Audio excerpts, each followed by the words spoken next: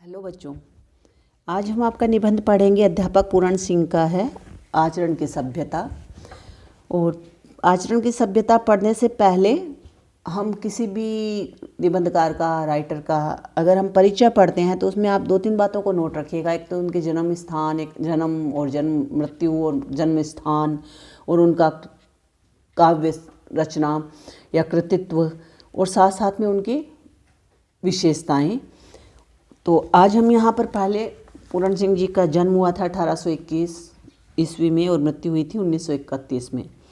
अध्यापक पूरण सिंह स्वभाव से वे बहुत फक्कड़ और मनमौजी थे, इसीलिए उन्होंने 2 बार नौकरी छोड़ी तथा खेती करनी शुरू की। उन्होंने अंग्रेजी, पंजाबी तथा हिंदी में साहित्य सृजन किया। 3 भाषाओं में इन्होंने रचनाएं की। उन्हें पंजाबी साहित्य का टैगोर कहा जाता है। अब आपको छोटे प्रश्नों में यह भी पूछा जा सकता है, पंजाबी साहित्य का टैगोर किसे कहा गया है। हिंदी जगत में पूरण सिंह को भावात्मक निबंधों का बादशाह कहा जाता है। अपने मात्र 6 निबंधों, ज़्यादा इन्होंने नहीं लिखा, मात्र हिंदी में 6 निबंध लिखे थे और इनकी गिनती है वो प्रसिद्ध निबंधकारों में हो गई थी।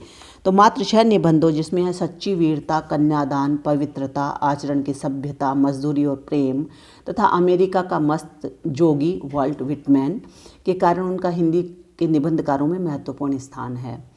अध्यापक पूरण सिंह अपने निबंधों में किसानों तथा मजदूरों के प्रति पूर्ण आस्थावान होकर उनके ऊपर प्राण न्यौछावर करने वाले संत हृदय के रूप में प्रकट होते हैं। वे अपने निबंधों में आत्मसम्मान, स्वाभिमान, ईश्वर प्रेम, श्रमनिष्ठा, श्रम का आदर तथा मानव की उपासना की प्रधानता देते हैं या को प्रधानता देते हैं। उन्होंने अपने निबंधों में सार्वभौम मानव एकता को रेखांकित किया है। वे मानवता प्रेमी, उदार हृदय तथा संत हृदय थे, इसलिए उनके निबंधों में भावुकता, सहृदयता, प्रेम, मन की मस्ती लहराती है। उनके निबंधों में आध्यात्मिक विचारधारा प्रवाहित है। उनकी शैली में प्रवाह, आवेग और लालित्य है। वे कथ्य का प्रतिपादन दृष्टांतों से करते हैं। उनके वाक्य छोटे छोटे तथा लाक्षणिक अभिव्यंजना वाले होते हैं। अरबी फारसी के शब्दों का मोहक प्रयोग उनकी भाषा की विशेषता है। सहज स्वाभाविक भाषा में अनूठी लोच, मार्दव, संदिग्धता और सरलता का समावेश उनके निबंधों में मिलता है। उनकी शैली में शब्दाडंबर, कृत्रिमता तथा भाव दुरूहता का अभाव है, यानी सरल शैली में लिखे हुए हैं। और साथ ही इन्होंने कोई अलंकारों का पांडित्य प्रदर्शन नहीं किया है। इनका निबंध है, हम पढ़ेंगे जो आचरण की सभ्यता। तो उसका सार क्या है। इस निबंध में सरदार पूरण सिंह ने आचरण की सभ्यता का महत्व प्रतिपादित किया है। हमारा सारा ज्ञान, सारा पुरुषार्थ और सारा वैभव बेकार है अगर हमारे आचरण में शालीनता नहीं है।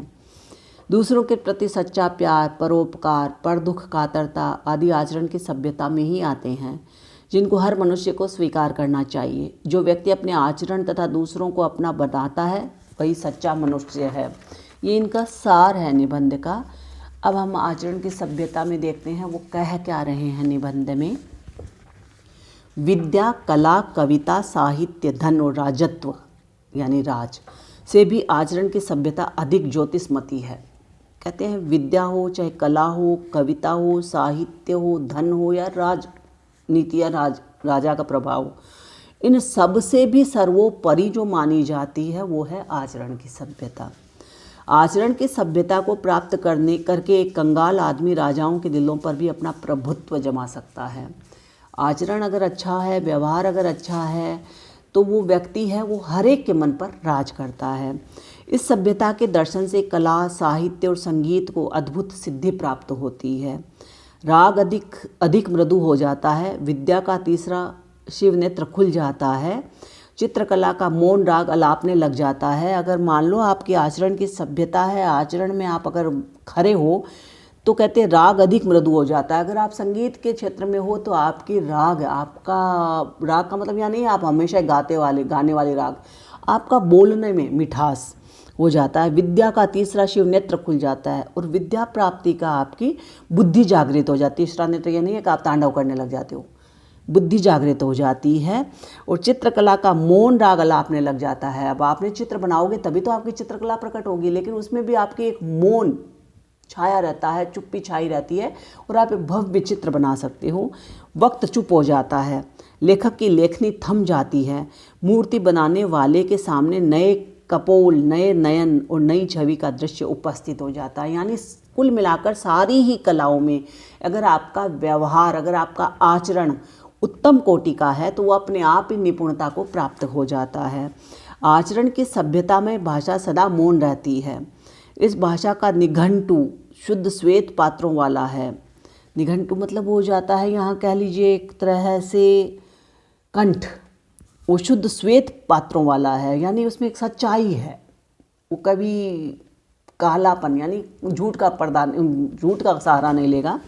इसमें नाम मात्र के लिए भी शब्द नहीं। यह सभ्याचरण नाद करता हुआ भी मौन है। आपका आचरण बोलता है, माँ कहते भी ना व्यवहार बोलता है, तो वो क्या है, आप तो चुप हो, आप हो ही नहीं कहीं पर। जहाँ आपके अगर व्यवहार की बात होती है कि किसी व्यक्ति, फलां व्यक्ति का कैसा व्यवहार है, तो आप तो वहाँ उपस्थित नहीं हो, लेकिन आपका क्या है, सभ्याचरण बोलता है, आपका वहाँ आचरण बोलता है। आप चुप होते हुए भी वहाँ वो आवाज़ करता है। व्याख्यान देता हुआ भी व्याख्यान के पीछे छिपा है।